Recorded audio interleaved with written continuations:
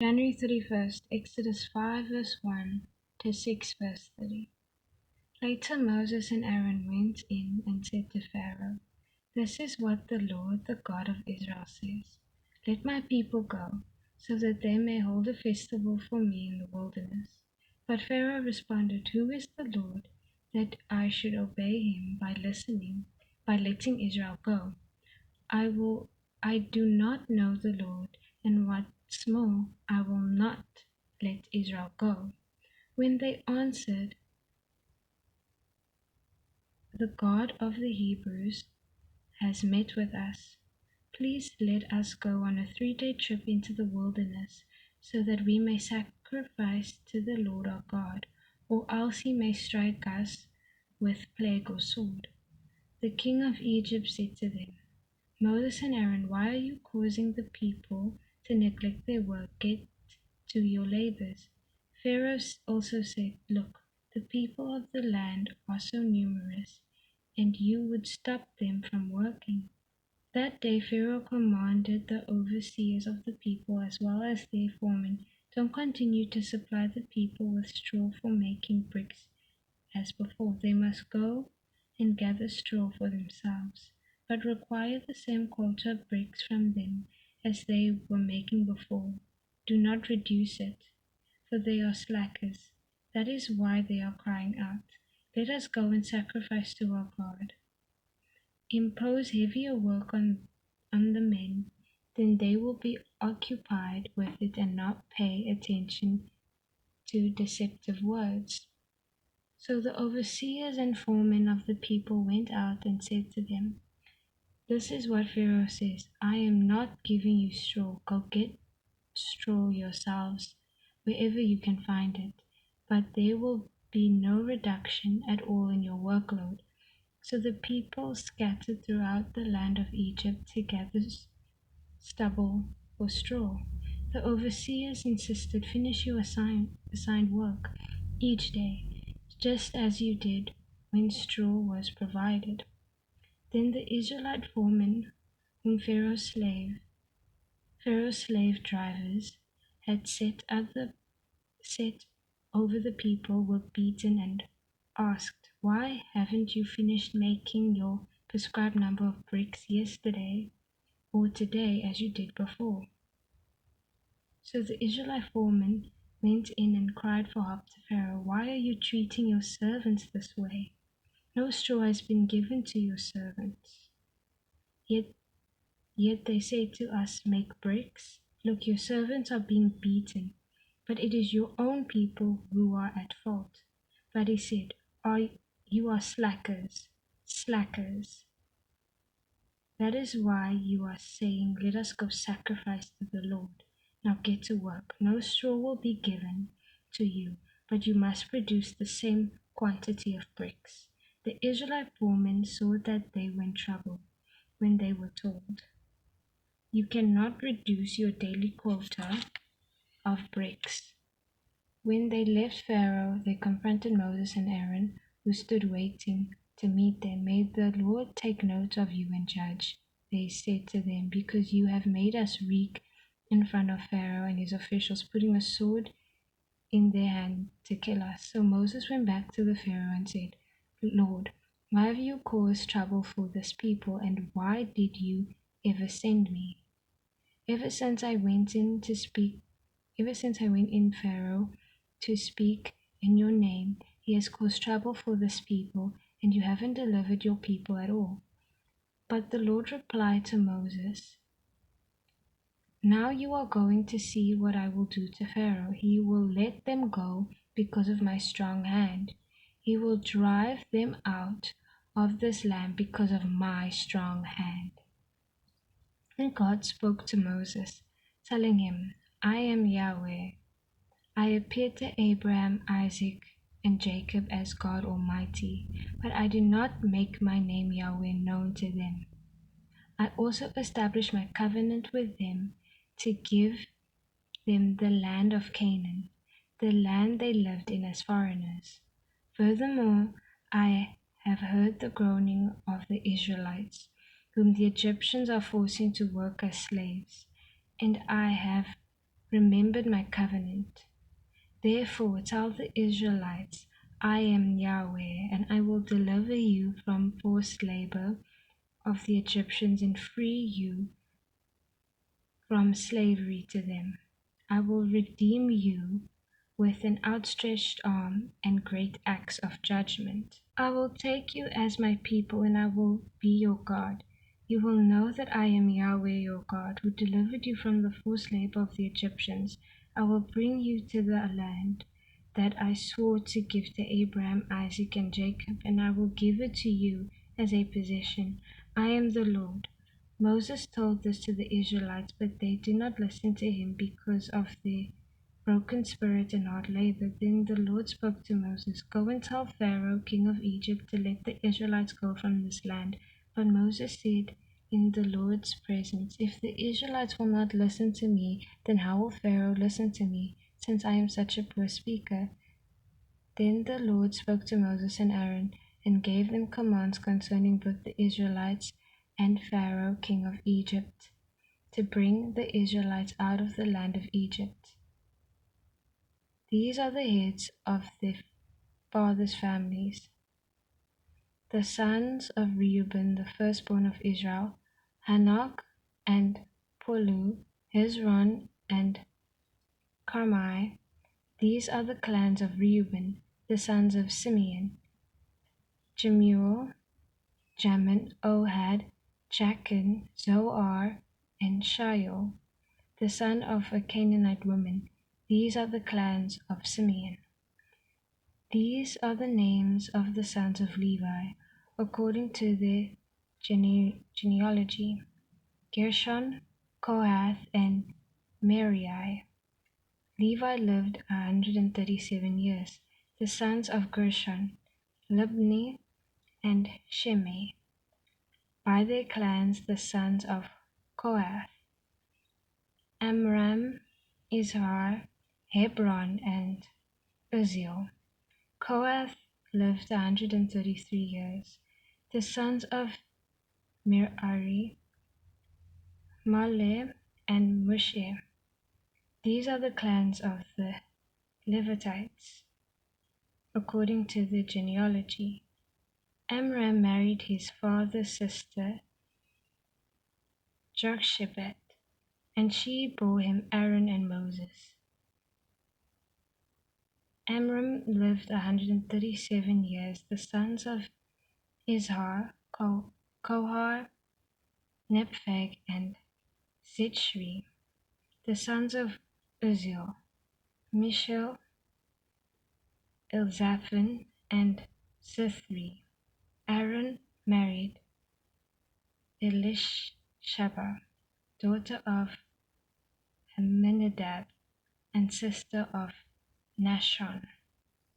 She bore him Nadab and Abihu, Eleazar and Ithamar. The sons of Korah, Azar, Elkanah, and Abishaph. These are the clans of the Korahites.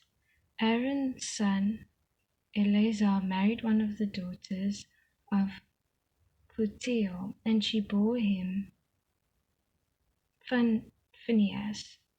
These are the heads of the Levite families by their clans. It was this Aaron and Moses whom the Lord told, Bring the Israelites out of the land of Egypt according to their divisions. Moses and Aaron were the ones who spoke to Pharaoh, king of Egypt, in order to bring the Israelites out of Egypt. On the day the Lord spoke to Moses in the land of Egypt, he said to him, I am the Lord. Tell Pharaoh, king of Egypt, everything I am telling you. For Moses replied in the Lord's presence, Since I am such a poor speaker, how will Pharaoh listen to me? Psalm 18, verse 1 to 6. I love you, Lord, my strength. The Lord is my rock, my fortress, and my deliverer. My God, my mountain where I seek refuge, my shield and the horn of my salvation, my stronghold. I called to the Lord who is worthy of praise. and I was saved from my enemies. The ropes of death were wrapped around me. The torrents of destruction terrified me. The ropes of Sheol entangled me. The snares of death confronted me. I called to the Lord in my distress, and I cried to my God for help. From his temple he heard my voice, and my cry to him reached his ears. Proverbs 3 verse 29 to 32. Don't plan any harm against your neighbor, for he trusts you and lives near you. Don't accuse anyone without cause, when he has done you no harm. Don't envy a violent man, or choose any of his ways, for the devious and detestable to the Lord are detestable to the Lord, but he is a friend to the upright. Matthew 20 verse 20 to 21 verse 11. Then the mother of Zebedee's sons approached him with her sons. She knelt down to ask him for something. What do you want? He asked her. Promise, she said to him, that these two sons of mine may sit, one on your right and the other on your left, in your kingdom. But Jesus answered, you don't know what you're asking. Are you able to drink the cup that I am about to drink? We are able, they said to him.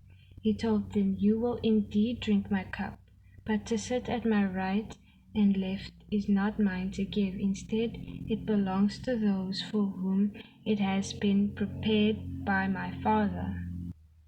When the 10 disciples heard this, they became indignant with the two brothers. But Jesus called them over and said, you know that the rulers of the Gentiles dominate them, and the men of high position exercise power over them. It must not be like that among you.